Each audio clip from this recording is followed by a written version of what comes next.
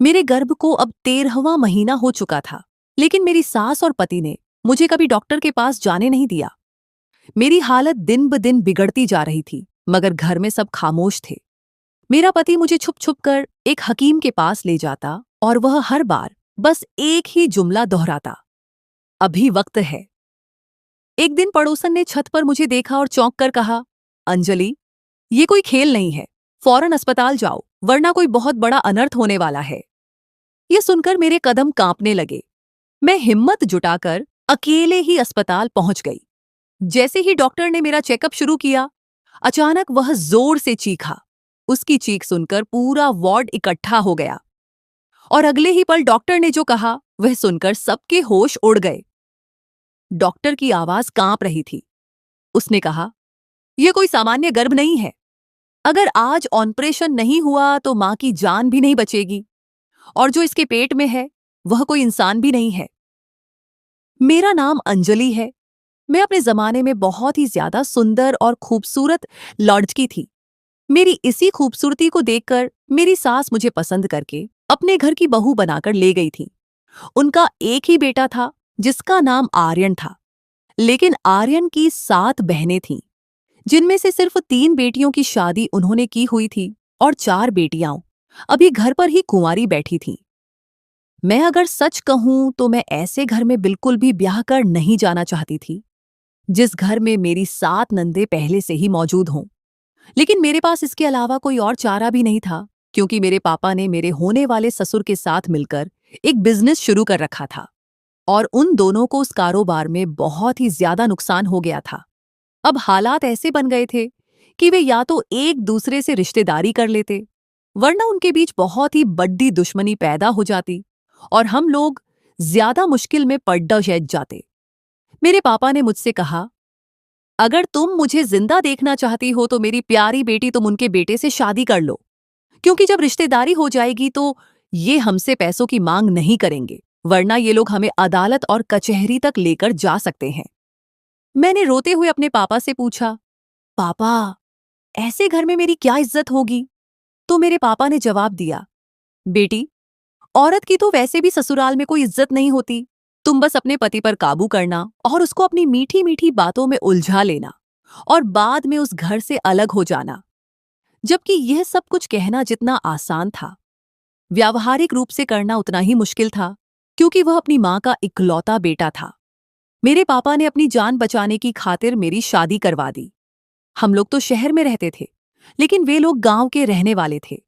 जब मेरी शादी हुई तो शादी वाले दिन ही से मेरी सास बस यही कहे जा रही थी कि मुझे जल्द ही पोते या पोती की शक्ल दिखा दो, ताकि घर में रौनक लगी रहे तो अच्छा होगा। मेरी सास को बच्चे पैदा करने का बहुत ही ज्यादा शौक था। उन्हें देखकर तो कभी ऐसा लगता था जैसे शायद बेटे की हसरत में उन्होंने इतनी सारी बेटियां पैदा कर ली हैं, लेकिन हकीकत में ऐसी कोई बात नहीं थी। असल में उनको बच्चे बहुत पसंद थे, इसलिए उन्होंने इतने सारे बच्चे पैदा किए हुए थे। जैसा मैंने अपने दिल में डर के मारे सोचा था, वैसा मेरे साथ उस घर में शुरू में कुछ भी बुरा नहीं हो रहा था। मेरे साथ कोई बुरा सलूक नहीं किया जा रहा था। बस वैसे ही सब चल रहा था जैसा एक आम बहू के साथ होता है। पहले ही दिन से घर में बच्चों की बातें शुरू हो गई थी कि अब शादी हो गई है तो जल्द से जल्द बच्चा पैदा होना चाहिए। लेकिन जब शादी का पहला महीना ही गुजरा तो मेरी सास ने तभी से अजीब सा मुंह बनाना शुरू कर दिया और मैं हैरान परेशान रह गई कि रात के वक्त वह मेरे पति आर्यन से कह रही थी कि कल इसको डॉक्टर के पास ले जाना, आखिर इसको बच्चा क्यों नहीं ठहर रहा। मुझे इस घर में आए तो अभी सिर्फ 1 महीना ही हुआ था। मैंने सोचा, आखिर ये कैसे लोग थे? क्या मुझे सिर्फ बच्चा पैदा करवाने के लिए यहां लाए थे? मैंने अपने पति से इस बारे में कहा तो उसने 2 टूक जवाब दिया, जो मेरी मां कहेगी वही होगा, तुम्हें ज्यादा बोलने की जरूरत नहीं है। मैं इन हालातों में बहुत ज्यादा परेशान रहने लगी थी। मेरी शादी को अब 7 महीने बीत गए थे, लेकिन अभी तक मेरा बच्चा नहीं ठहरा था। इन 7 महीनों में मेरी सास ने इतना ज्यादा शोर मचा दिया था कि ऐसे लगता था जैसे 7 महीने नहीं बल्कि 7 साल गुजर गए हों। जब वह मुझे डॉक्टर के पास लेकर गईं, तो डॉक्टर साहिबा ने उन्हें समझाया, देखो, अगर 1 साल तक गर्भ न ठहरे, तब जाकर हम इस मसले का हल निकालते हैं। अभी तो सिर्फ कुछ ही महीने हुए हैं, यह तो परेशानी की कोई बात नहीं है। लेकिन मेरी सास ने कहा, डॉक्टर साहिबा, आप बस ये बताइए कि ये मां बन सकती है या नहीं। आप मुझे ये पता करके बताएं।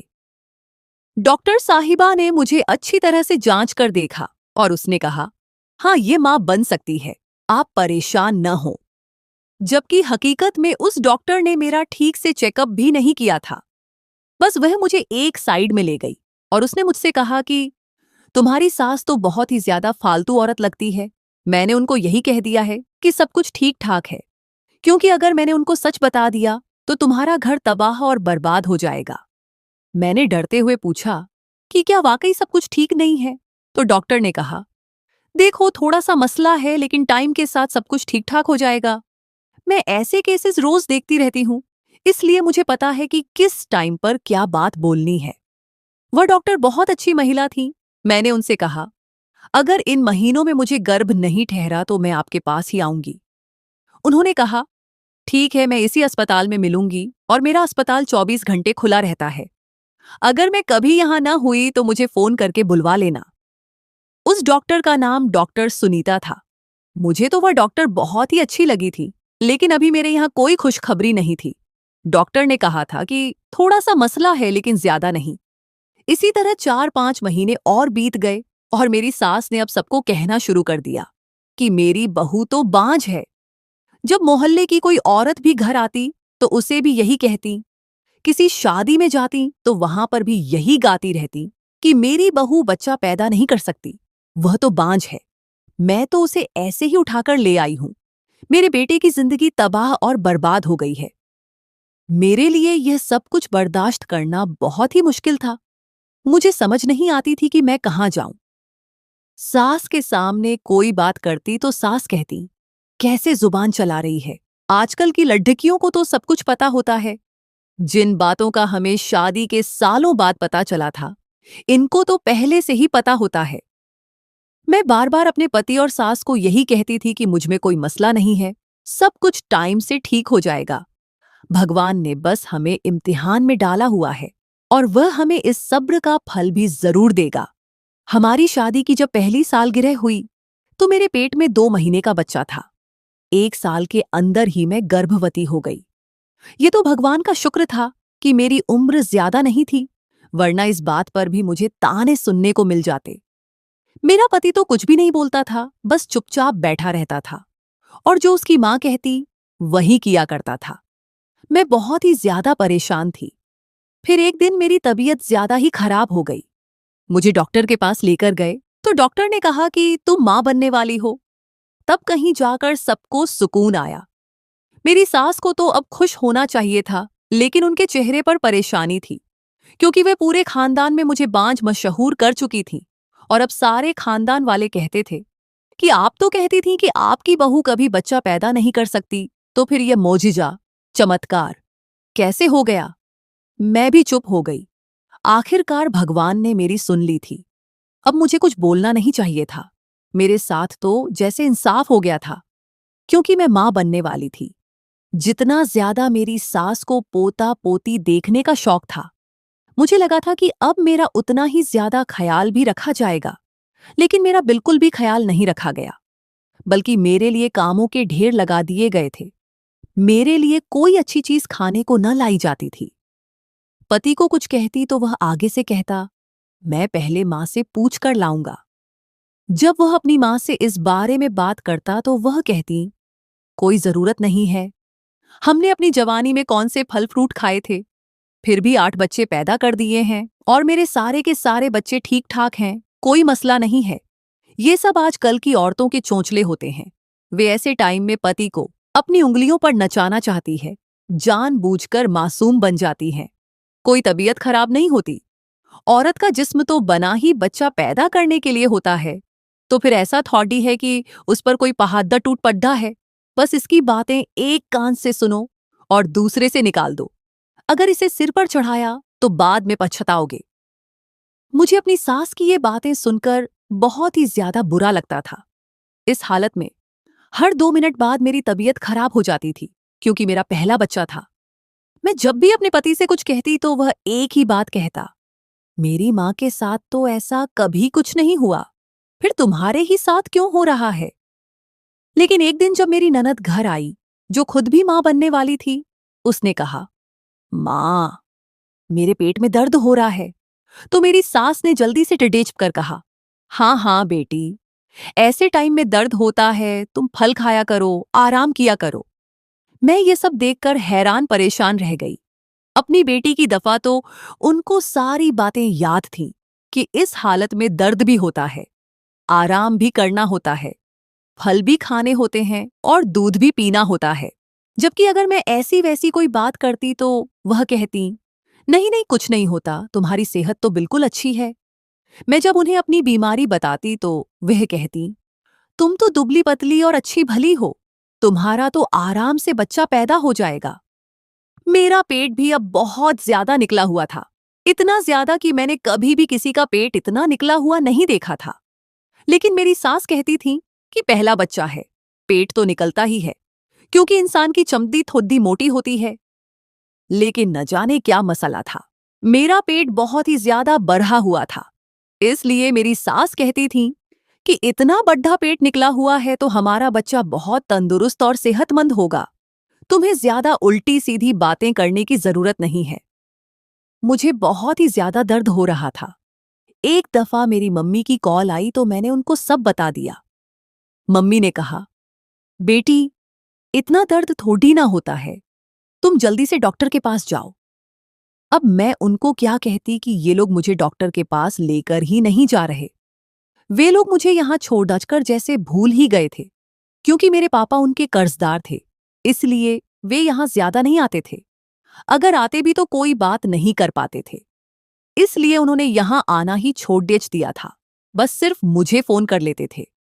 वे उन लोगों को भी कुछ नहीं कह सकते थे कि हमारी बेटी का ख्याल रखें। ऐसा कुछ भी नहीं था। मेरी जिंदगी तो जैसे नर्क बनकर रह गई थी, लेकिन अब मुझे अपने बच्चे की बहुत ज्यादा फिक्र हो रही थी।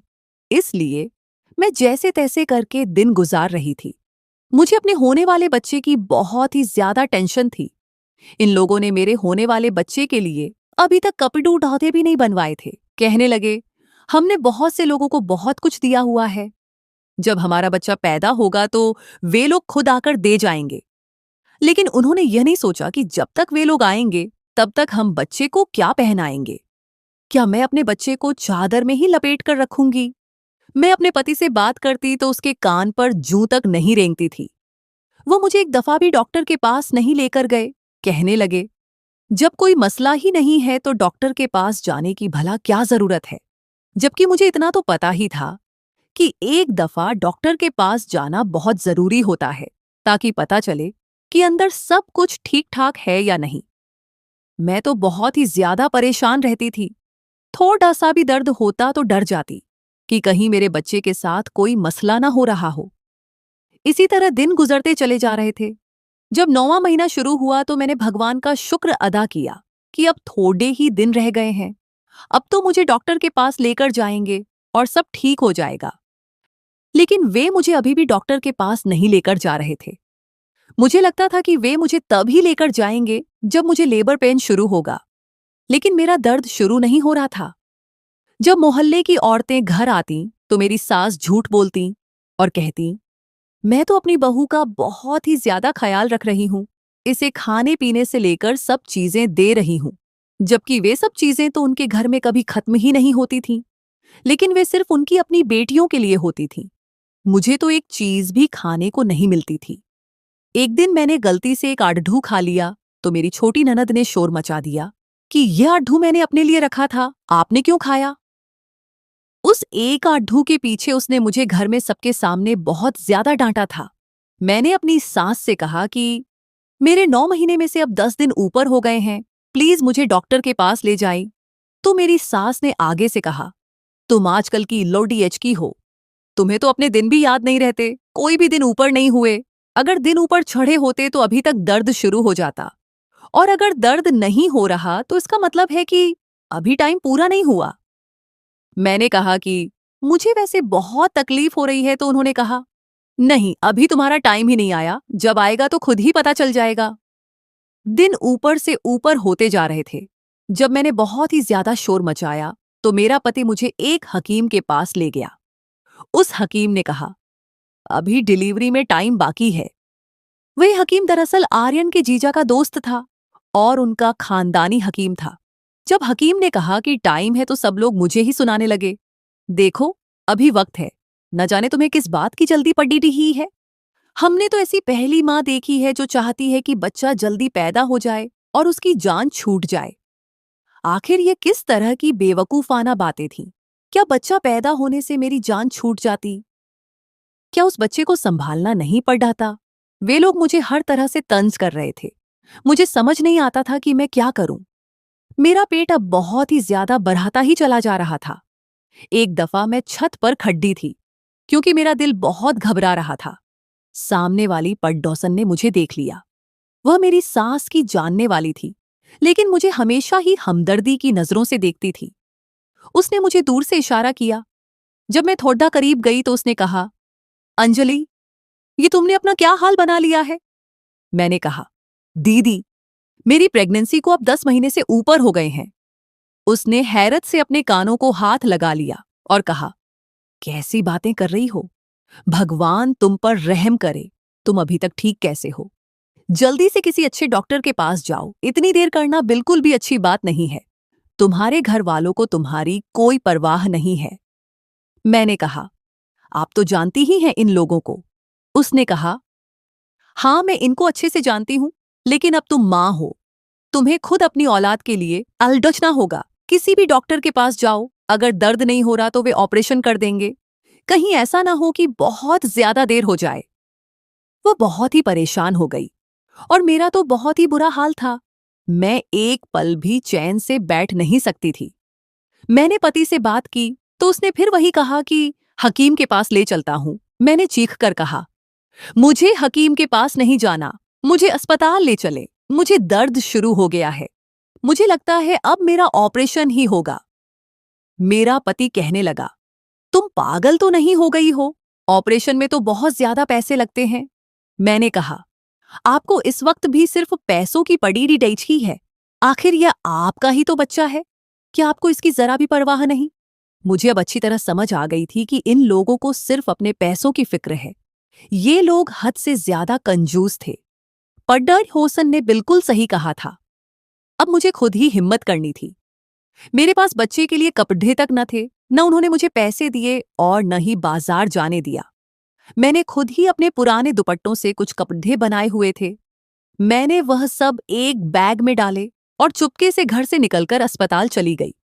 मुझे पता था कि थोड़ी ही देर बाद सबको पता चल जाएगा कि मैं घर पर नहीं हूं, तो वे लोग बहुत शोर मचाएंगे, उल्टी सीधी बातें करेंगे और आर्यन मुझ पर गुस्सा करेगा। लेकिन अब मुझे किसी की कोई परवाह नहीं थी सिवाय अपने बच्चे के। मैं जब अस्पताल पहुंची तो वही डॉक्टर सुनीता मुझे वहां मिल गई। मैंने उनको अपनी सारी हालत बताई। उन्होंने मेरा चेकअप किया और जब मेरा अल्ट्रासाउंड किया तो उनकी आंखें फटी की फटी रह गई। उन्होंने इस तरह मुझे देखा जैसे कोई बहुत ही बड़ी बात हो गई हो। उन्होंने चीख कर सबको बुलाना शुरू कर दिया। बाकी डॉक्टर और नर्सें भी वहां आ गए। वे लोग बहुत ही ज्यादा परेशान लग रहे थे। मैंने पूछा, डॉक्टर साहिबा, क्या हुआ बताइए तो सही। डॉक्टर ने दूसरी डॉक्टर के कान में कुछ कहा तो वह भी सुनकर दंग रह गई। उन्होंने बड़े प्यार से मेरे कंधे पर हाथ रखा और कहा, बेटी हमारे साथ आओ। मैंने पूछा, मुझे कहाँ लेकर जा रहे हैं? मेरा बच्चा तो ठीक है ना? उन्होंने कहा, सब ठीक हो जाएगा, बस तुम घबराना मत।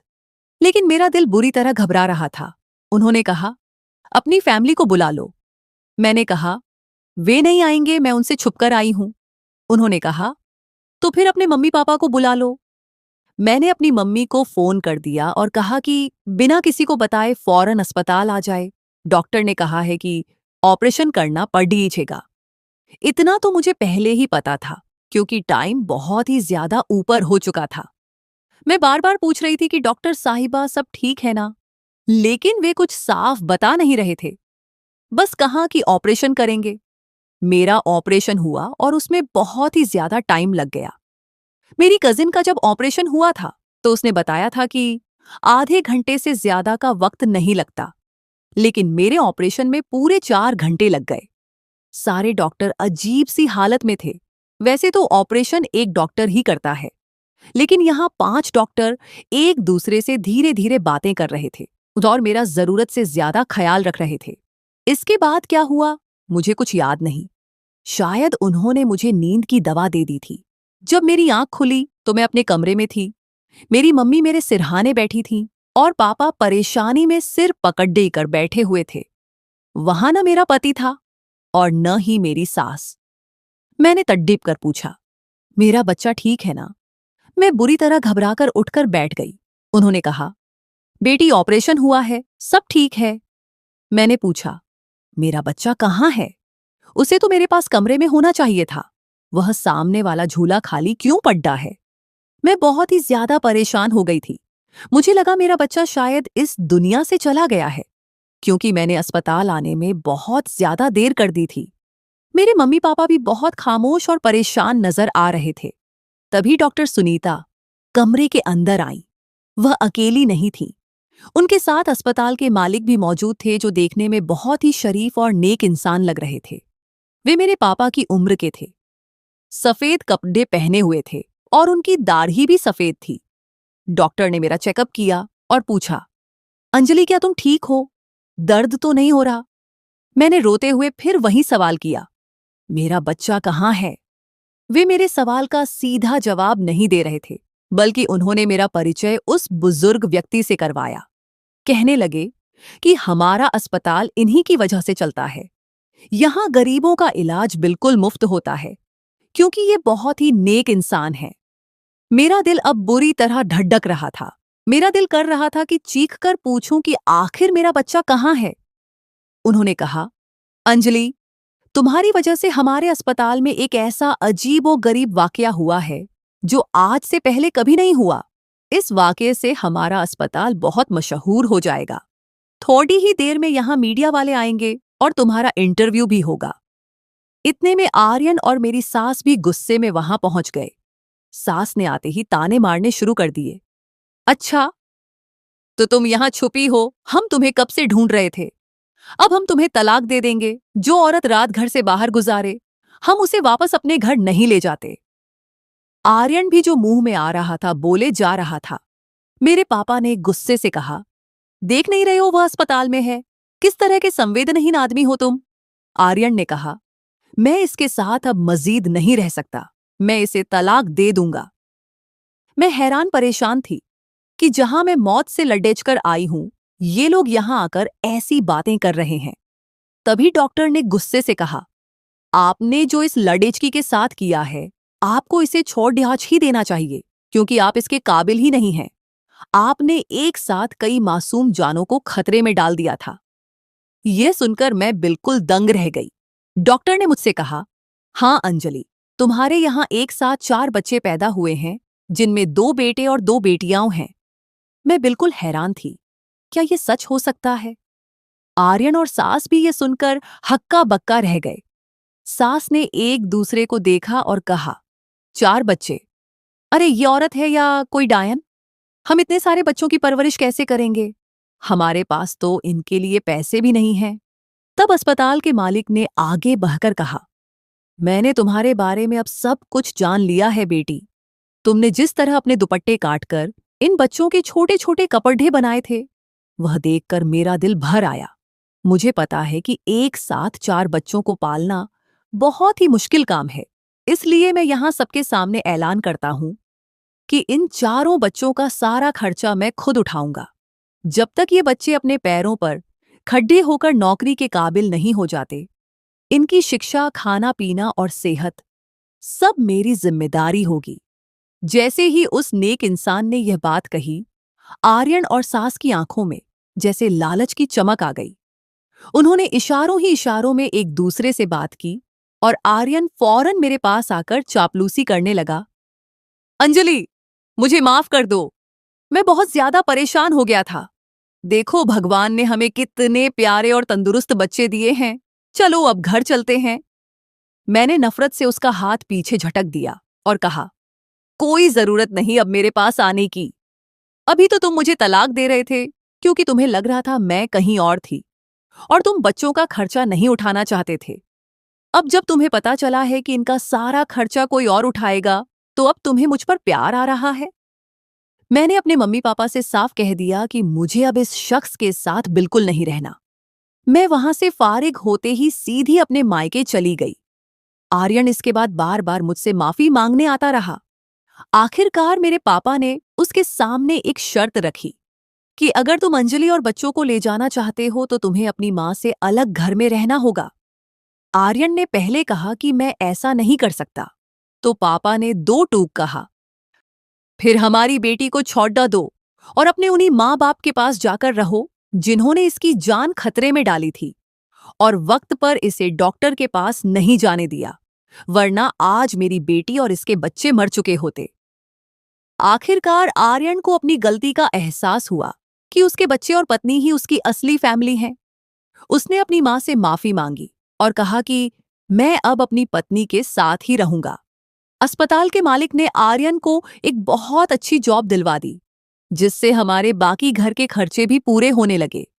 वह अब मेरे साथ ही रहता है और एक बहुत ही अच्छा पति और जिम्मेदार पिता बनकर बच्चों को पालने में मेरी पूरी मदद करता है। मीडिया में भी यह खबर बहुत ही ज्यादा मशहूर हुई कि एक गांव की औरत ने 4 बच्चों को जन्म दिया है। मेरी सास मुझसे क्या चाहती थी, मैं आज तक यह बात नहीं समझ पाई। पहले उन्हें बच्चों की इतनी शिद्दत से ख्वाहिश थी, लेकिन जब भगवान ने 4 दिए, तो वे उनसे नफरत करने लगी। शायद उन्हें इस बात का डर था कि उनका इकलौता बेटा इन बच्चों की वजह से उन्हें भूल जाएगा। लेकिन यह सच है कि भगवान अगर किसी को इस दुनिया में भेजता है, तो उसके रिस्क का इंतजाम भी पहले से कर देता है। आज मेरे बच्चे बहुत ही अच्छे तरीके से पारायच लिख रहे हैं और वह नेक इंसान आज भी हमारी बहुत मदद कर रहे हैं। कहानी का अगला हिस्सा बड्ढी ननद, जिसकी अब तक शादी नहीं हुई थी और वह अपनी मां के कान भरने में माहिर थी। आर्यन ने अलग घर तो ले लिया था, लेकिन मेरी सास और बड्ढी ननद कौशल्या ने यह बात दिल से स्वीकार नहीं की थी। अस्पताल के मालिक, जिनका नाम सेठ करमचंद था, उन्होंने न केवल बच्चों का खर्चा उठाया, बल्कि आर्यन को अपनी ही एक फैक्ट्री में सुपरवाइजर की नौकरी दे दी। एक दिन जब आर्यन काम पर गया हुआ था, कौशल्या अचानक हमारे नए घर आई। उसके हाथ में मिठाई का डिब्बा था, लेकिन आंखों में वही पुरानी कड्डावाहट। उसने कहा, अंजलि, मां की तबीयत बहुत खराब है। वह तुमसे और बच्चों से मिलना चाहती है। आखिर वह दादी है। क्या तुम इतनी संगदिल हो जाओगी कि बीमार बूढ़ी औरत को पोते पोतियों की शक्ल भी नहीं दिखाओगी? मेरा दिल पसीज गया। मैंने सोचा शायद वक्त और बीमारी ने उन्हें बदल दिया हो। मैं चारों बच्चों को लेकर ससुराल पहुंच गई। वहां पहुंचते ही मालूम हुआ कि यह सब एक ड्रामा था। मेरी सास बिल्कुल भली चंगी थी और उन्होंने वहां एक पंडित को बुलाया हुआ था। सास ने बुलंद आवाज में कहा, ये बच्चे मनहूस हैं। एक साथ 4 बच्चे पैदा होना इस खानदान के लिए तबाही की अलामत है। पंडित जी ने कहा है कि जब तक इन बच्चों का कोई खास दान पुण्य नहीं किया जाएगा और अंजलि को इस घर की दहलीज से दूर नहीं रखा जाएगा, आर्यन की जान को खतरा रहेगा। मैं जिस सकते में रह गई। ये औरत मेरे ही बच्चों को, जो उसके अपने खून थे, मनहूस कह रही थी ताकि मुझे आर्यन से अलग कर सके। इसी दौरान कमल वहां आ निकला। वह आर्यन को कुछ जरूरी कागजात देने आया था। जब उसने ये तमाशा देखा तो वह खामोश न रह सका और उसने फौरन आर्यन को फोन करके वहां बुला लिया। आर्यन जब वहां पहुंचा तो सास ने वही पुराना राग अलापा, बेटा, ये औरत तेरे लिए ठीक नहीं है। देख सेठ करमचंद इसकी कितनी मदद कर रहा है। कहीं कोई और ही चक्कर तो नहीं? यह इल्जाम सुनकर मेरे पैरों तले से जमीन निकल गई। लेकिन इस बार आर्यन खामोश नहीं रहा। उसने अपनी मां की तरफ देखा और बड्ढे सुकून से कहा, मां, आपने जो जहर उगलना था उगल दिया। आज के बाद मैं इस घर में कदम नहीं रखूंगा। आपको पैसे चाहिए थे, वह मैं भेजता रहूंगा, लेकिन मेरी पत्नी की इज्जत पर उंगली उठाने की हिम्मत अब दोबारा मत कीजिएगा। हम वापस आ गए, लेकिन इस वाकये ने मुझे मानसिक तौर पर बहुत तोड़ दिया था। मैं हर वक्त डरी सहमी रहती। तब मेरी मुलाकात सबरीना से हुई, जो सेठ करमचंद की बेटी थी। सबरीना ने मेरा हौसला बढ़ाया। उसने मुझे बताया कि अंजलि, तुम सिर्फ एक मां नहीं हो, तुम एक ताकत हो। तुमने मौत के मुंह से निकलकर 4 जिंदगियों को बचाया है। अब तुम्हें किसी के सर्टिफिकेट की जरूरत नहीं कि तुम कैसी हो। सबरीना की मदद से मैंने खुद को संभाला। उसने मुझे बच्चों की परवरिश के आधुनिक तरीके सिखाए। वक्त गुजरता गया। मेरे बच्चे अब स्कूल जाने लगे थे। इन चारों के नाम हमने आरशी, देव, मेहर और तारा रखे थे। एक शाम जब बच्चे आंगन में खेल रहे थे, आर्यन घर आया तो उसका चेहरा उतरा हुआ था। उसे पता चला था कि उसके पिता की फैक्ट्री में बद्दा हादसा हुआ है और वे लोग कौडी कौडी के मोहताज हो गए हैं। कर्जदारों ने उनका घर कुर्क करने की धमकी दी थी। आर्यन परेशान था। उसे समझ नहीं आ रहा था कि वो क्या करे। मैंने अपने कमरे से वे जेवरात निकाले जो मेरी मम्मी ने मुझे दिए थे और कुछ रकम जो मैंने सेठ साहब की दी हुई मदद से बचा कर रखी थी।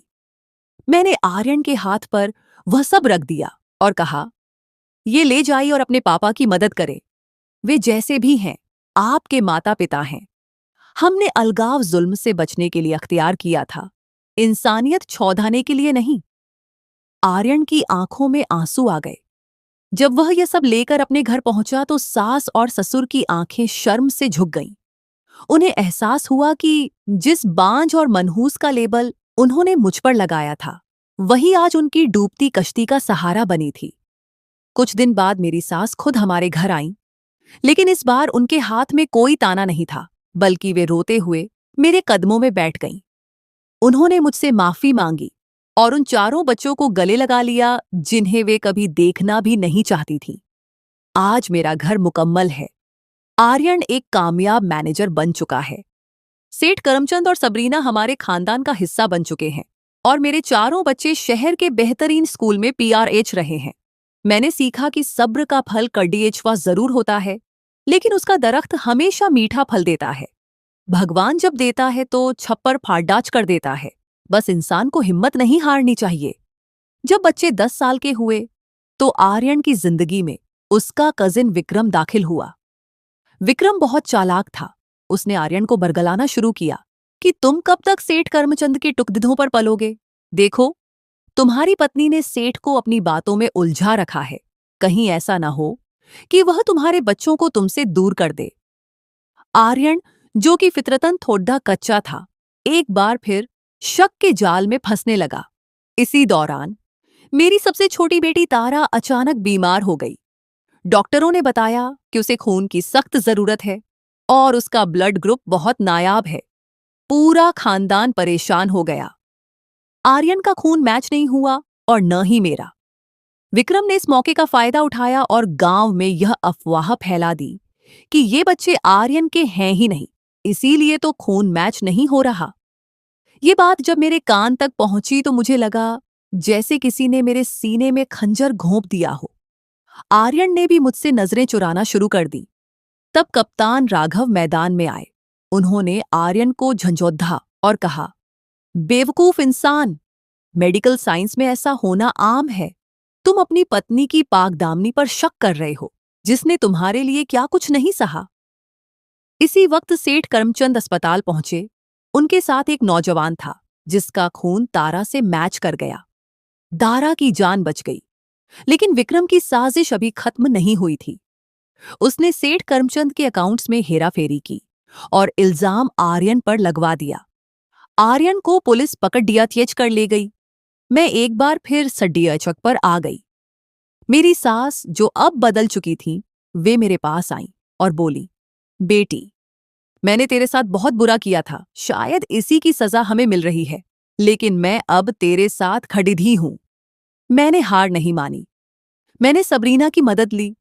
हम दोनों ने मिलकर सेठ के दफ्तर के CCTV कैमरों की फुटेज निकाली और विक्रम की असलियत सामने ले आए। पुलिस ने विक्रम को गिरफ्तार कर लिया और आर्यन बाइज्जत बरी हो गया। जेल से बाहर आते ही आर्यन सीधा मेरे पास आया और रोते हुए बोला, अंजलि, मैं एक बार फिर बहक गया था, मुझे माफ कर दो। मैंने उसे माफ तो कर दिया, लेकिन अब मैं वह पुरानी डरी सहमी अंजलि नहीं थी। मैंने फैसला किया कि अब मैं घर बैठकर सिर्फ बच्चों को नहीं पालूंगी, बल्कि सेठ करमचंद के अस्पताल में प्रशासन का काम संभालूंगी, ताकि दूसरी मजबूर औरतों की मदद कर सकूं। एक और बड़ा मुद्दा। कुछ सालों बाद मेरे चारों बच्चे जवान हो गए। आर्शी डॉक्टर बना, देव पुलिस ऑफिसर, मेहर ने अपना बिजनेस शुरू किया और तारा ने उसी अस्पताल में नर्स बनकर सेवा शुरू की। एक दिन एक बूढ़ी औरत निहायत खस्ता हाली में अस्पताल आई। उसका कोई पुरसान ए हाल न था। जब तारा ने उसका नाम पूछा तो पता चला कि वह मेरी वही बड्ढी ननद थी जिसे उसके पति ने घर से निकाल दिया था, और अब वह दर-दर की ठोकरें खा रही थी। मैंने उसे पहचान लिया। वह डर गई कि शायद मैं अब उससे बदला लूंगी, लेकिन मैं उसे अपने घर लाई, उसे इज्जत दी और उसे एहसास दिलाया कि रिश्तेदारी दुश्मनी से नहीं, मोहब्बत और ज़र्फ से निभाई जाती है। मेरी सास ये देखकर हैरान रह गई कि जिस बहू को वे बांझ कहती थी, आज उसी की बदौलत उनका पूरा खानदान एक छत तले इज्जत से रह रहा था। आज जब मैं अपने चारों बच्चों को देखती हूं, तो मुझे याद आता है कि वह एक आढ़ू जिसके लिए मुझे डांटा गया था, और वह अस्पताल का रास्ता जो मैंने अकेले तय किया था, उन सब ने मुझे आज इस मुकाम पर पहुंचाया है। वक्त का पहिया घूमा और अंजलि के चारों बच्चे अपनी अपनी जिंदगियों में कामयाब हो गए, लेकिन कामयाबी अपने साथ हसद भी लाती है। अंजलि का बेटा देव, जो कि पुलिस इंस्पेक्टर था, उसने शहर के एक बड़े स्मगलिंग गैंग के खिलाफ कार्रवाई शुरू कर दी। उसे मालूम नहीं था कि इस गैंग के पीछे उसी विक्रम का हाथ है जो जेल से छूटकर अब एक नए रूप में वापस आया था। विक्रम ने इस बार सीधे हमला करने के बजाय अंजलि के खानदान को अंदर से तोड़ने की साजिश की। उसने समीर की मां को अंजलि के अतीत के बारे में गलत सलत बातें बताईं कि किस तरह अंजलि अपने घर से भागकर अस्पताल गई थी और उसके पापा कर्जदार थे। समीर की मां ने तारा का रिश्ता तोड़ने का ऐलान कर दिया, जिससे तारा टूट कर रह गई। इसी दौरान अंजलि को मालूम हुआ कि सेठ करमचंद सख्त बीमार हैं और उनकी अपनी कोई औलाद नहीं थी। विक्रम ने जायदाद के फर्जी कागजात बनवाए ताकि सेठ की दौलत पर कब्जा कर सके। उसने आर्यन को धमकी दी कि अगर उसने विक्रम का साथ न दिया तो वह देव को नौकरी से निकलवा देगा या उसे जान से मार देगा। आर्यन एक बार फिर मखमसे में पॉडीडीडीएच गया, लेकिन इस बार अंजलि ने खामोशी अख्तियार करने के बजाय एक बद्दा कदम उठाया। उसने अपनी बेटी तारा को समझाया, बेटी, जो लोग तुम्हारी इज्जत तुम्हारे अतीत या तुम्हारी मां के किरदार की बुनियाद पर परखते हैं, वे तुम्हारे काबिल नहीं हैं। अंजलि ने खुद समीर की मां से मिलकर उन्हें आईना दिखाया और स्पष्ट किया कि एक औरत की जद्दोजहद उसकी कमजोरी नहीं बल्कि उसका जेवर होती है। देव ने अपनी तफ्तीश जारी रखी और उसे पता चला कि विक्रम का खुफिया अड्डा कहाँ है। एक रात जब विक्रम ने अंजलि के घर पर हमला करने की कोशिश की, तो देव ने अपनी टीम के साथ उसे रंगे हाथों पकड़ लिया, लेकिन इस झड़िए चप में आर्यन को गोली लग गई। अस्पताल में वही मंजर था जो बरसों पहले अंजलि के ऑपरेशन के वक्त था। आर्यन जिंदगी और मौत की कशमकश में था और बाहर वही सास हाथ जोड़कर रो रो कर दुआएं मांग रही थी।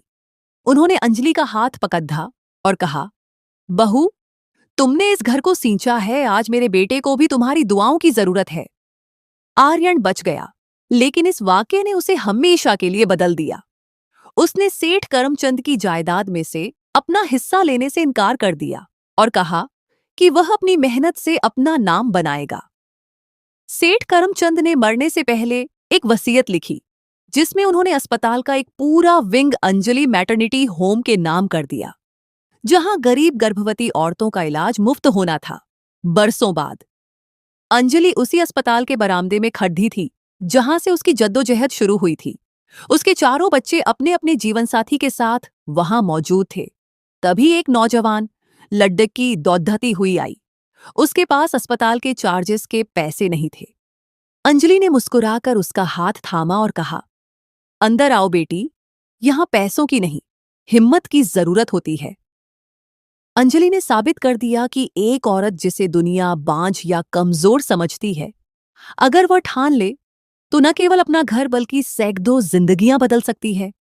उसकी सास, जो कभी उसे एक आड़ू खाने पर टोकती थीं, आज फख्र से कहती हैं, ये मेरी बहू नहीं, मेरे घर की लक्ष्मी है।